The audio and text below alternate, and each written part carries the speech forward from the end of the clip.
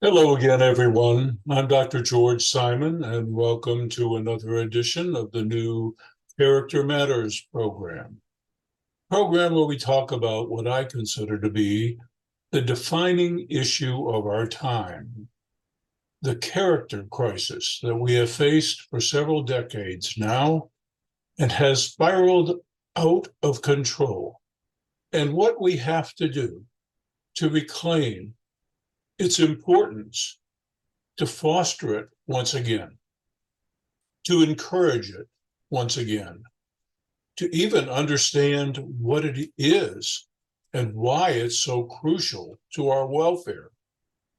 And that's what this program is about. Now, I have a couple of important announcements to make today, and then something very special that I'd like to address. First announcement is that because of popular demand and because of the issues that I've been struggling with for years with my vocal cord dysfunction, it's been difficult to finalize an audiobook version of Essentials for the Journey. But I am pleased to announce that the recording of the book is finished and it will soon be available, perhaps as early as September 30th on Amazon. And so I'm very grateful for that. And I wanted to let those folks who have sent me emails and otherwise tried to contact me asking for this book, I'd like to say a sincere thank you, and especially for your patience. A side benefit to recording the audiobook was catching several errors that slipped through the final editing phase of the paperback and Kindle editions of the book. Fortunately, they can be fixed readily, and that process is going on presently. So very soon, folks who order the paperback or Kindle versions will get versions that are free of the errors that might pose some confusion for folks in the reading. This is very important to me because I have come to believe with deep conviction how much character matters. And while I'm still here on this earth, I will talk about it as often and as fervently as I can. And that brings me to another matter that I really need to address, hopefully in a well-received way on this forum. Just yesterday, September the 20th, 2023, a company that I hired to help promote my work through social media stumbled upon a clip from a recording of one of my professional workshops. It was not, as some people have assumed, and even as was promoted on the clip, it was not an instruction in a university with students indoctrinating them in a political philosophy. It was, in fact, a professional training workshop in which many videos and vignettes of actual cases, public figures of various types, and from all the gamut of political persuasions, and even some carefully crafted demonstrative vignettes for training purposes for professionals to learn about character disturbances of one type or another, and the behaviors that are all too commonly engaged in these days that keep people from being decent folks and keep us as divided as we have ever been. Many folks erroneously assumed, based on the clip, that I was promoting a political point of view and indoctrinating students. This is far from the case. In fact, some of those critics would be surprised if they knew all the other vignettes and examples of high-profile figures that I used in my demonstrations, both from real case studies and real life events, some of them by political figures. And as I mentioned, on both sides of the dominant political aisle. But here is my main point and why I feel obliged to address this. These divisions among us, this climate that has been created in this age of rampant, severe, toxic narcissism, relativism, entitlement, in this toxic age, these things that have developed are unsustainable. We are hurting ourselves, and deeply so.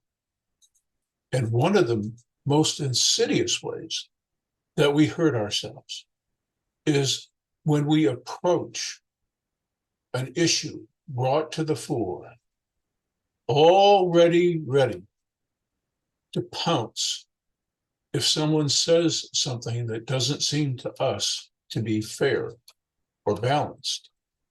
We can't hear each other. And worse, we can't own any of our legitimate problems. And with a loving heart, attempt to address them and perhaps resolve them. Only love can save us. Sadly, most of us have very little clue what that word even means, what the concept even involves. And that's a product of decades and decades of character dysfunction and erosion of timeless principles. This is serious business, very serious business. I thought, in a defensive posture, about asking my social marketing team to take down the clip they put up without my knowing and without asking, frankly.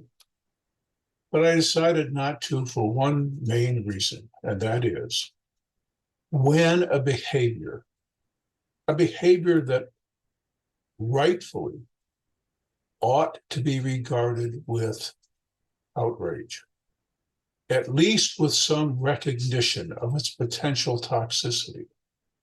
When a behavior is called out, the only loving response is to own that behavior and to do your best to reckon with it and work to change it, as opposed to pointing fingers. It's analogous to when a parent tries to correct a child and points out that they did something that reflects negatively on their character. And then that child said, but what about so-and-so? And so-and-so does this. And what about this? Or what about that? And all the other behaviors that sidestep the issue that relates to character and what you need to reckon with and change if you're to be a decent person. This kind of thing has gotten out of hand. It's unsustainable. It's not just dividing us, it's killing us. So I decided that I'm not going to take down what it proved to be increasingly controversial. There are plenty of bad actors to go around. And even though some folks have the vanity of thinking that they know where I might stand politically, perhaps because they've never really heard the song that my wife and I wrote or understood its sentiments, even though folks might have the vanity to think that they know.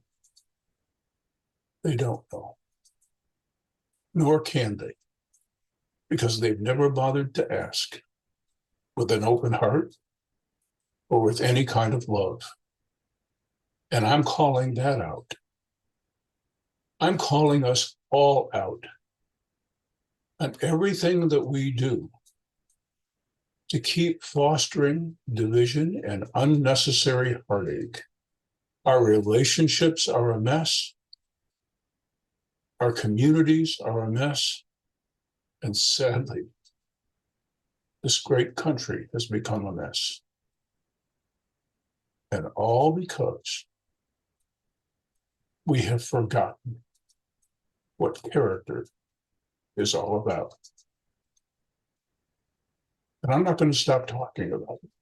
And I don't care what hits I might take. And I'm going to speak more boldly than I have in the past. I've been very careful in past high-profile TV appearances, etc. I'm not going to be so careful anymore. The stakes are too great. The stakes are far too great. We can be whole and we can be well. And we can make for ourselves a loving environment for ourselves and our children to grow. But we cannot do that with this, I already know how right I am and how stupid you are, attitude that has come to dominate so much of our affairs. We have to learn once again what character is, and we especially have to know what real love is. And I'll be having more to say about that in future editions of Character Matters. Thanks for tuning in. I'm Dr. George Simon. Take care.